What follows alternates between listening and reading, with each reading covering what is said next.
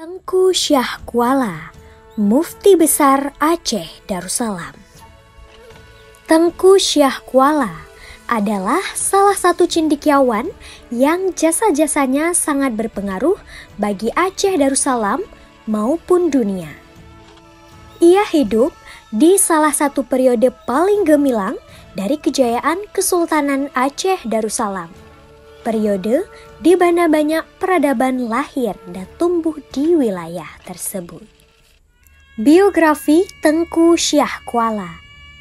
Tengku Syah Kuala lahir di Singkil, Aceh pada tahun 1615 Masehi. Nama aslinya Abdur Rauf As-Singkili. Lebih lengkapnya Abdur Rauf bin Ali Al-Jawi Sumal Fansuri As-Singkili.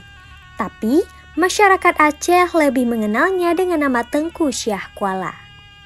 Ia adalah cucu dari seorang ulama pada masa Sultan Alauddin Riayat Shah, yaitu Syekh Al-Fansuri.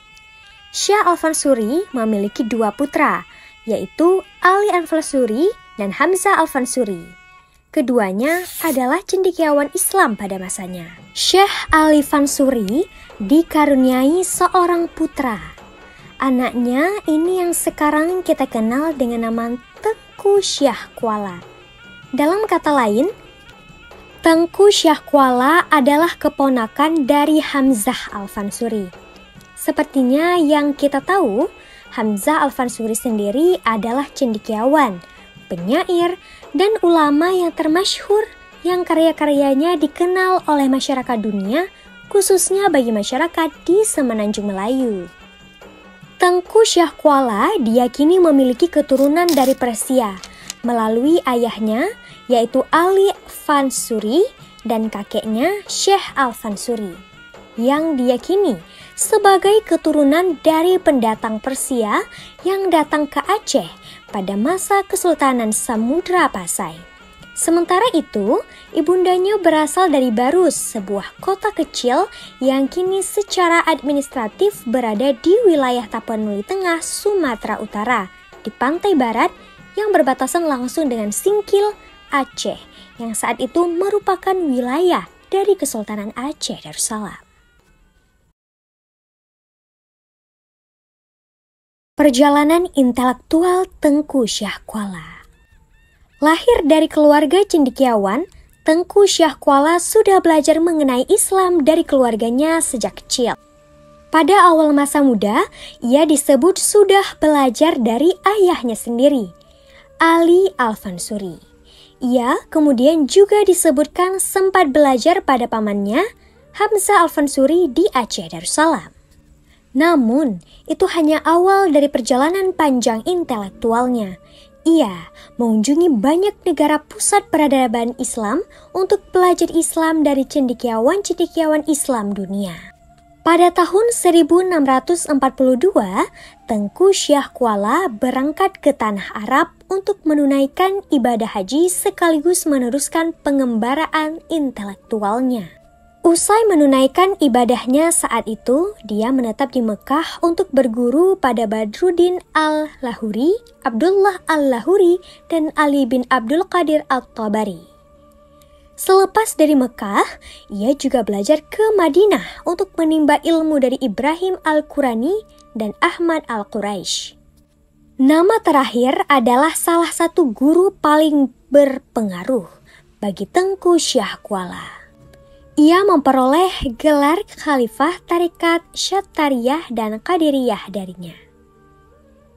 Sebutan itu adalah tanda ia telah menyelesaikan pelajarannya, yang kemudian membuatnya menjadi guru yang membimbing banyak murid dari berbagai bangsa di sana.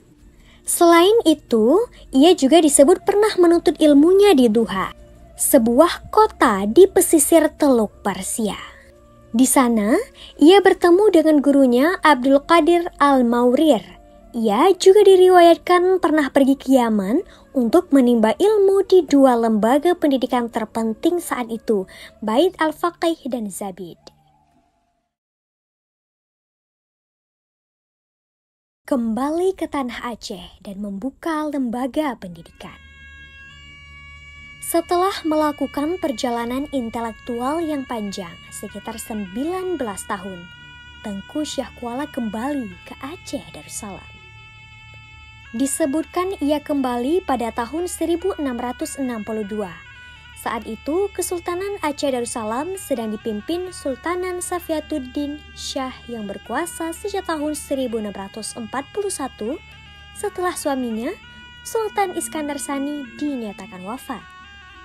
Tengku Syahkuala kemudian membuka sebuah lembaga pendidikan agama di sebuah dataran pantai Kuala Aceh yang diberi nama Dayah Menara. Lembaga pendidikan setingkat perguruan tinggi saat itu. Ia mengajarkan ilmu Islam kepada masyarakat di daerah tersebut dan sekitar. Ada cerita menarik tentang Tengku Syahkuala dan Kesultanan Aceh Darussalam pada masa awal kepulangannya ke Aceh Darussalam.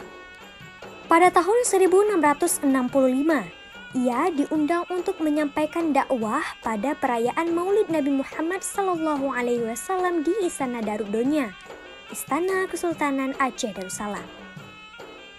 Ia datang dengan menyembunyikan identitasnya untuk menghindari campur tangan terhadap selisih paham pemikiran antara pengikut Syekh Hamzah Al-Fansuri dan Syekh Nuruddin Araniri yang saat itu masih hangat diperbincangkan dan masing-masing masih membela diri. Namun, karena kefasihannya dalam menyampaikan dakwah pada saat itu, Ratu Safiatuddin yang mendengarnya curiga. Ratu Safiatuddin tidak percaya ada seorang masyarakat biasa yang bisa menyampaikan ilmu sefasih yang dilakukan oleh Tengku Syahkuala saat itu. Ia kemudian dipanggil ke Istana Daruddonya untuk bertemu dengan pihak Kesultanan Aceh Darussalam, dan di sana ia akhirnya mengakui siapa dirinya sebenarnya. Seorang cendekiawan yang telah menuntut ilmu ke banyak guru terkemuka di dunia dan merupakan keluarga dari cendekiawan Islam terkemuka sebelumnya, Hamzah Fansuri.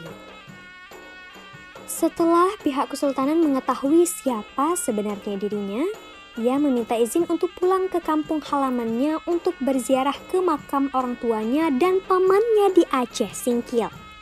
Kemudian melanjutkan pengembaraannya ke berbagai wilayah di Sumatera selama 3 tahun.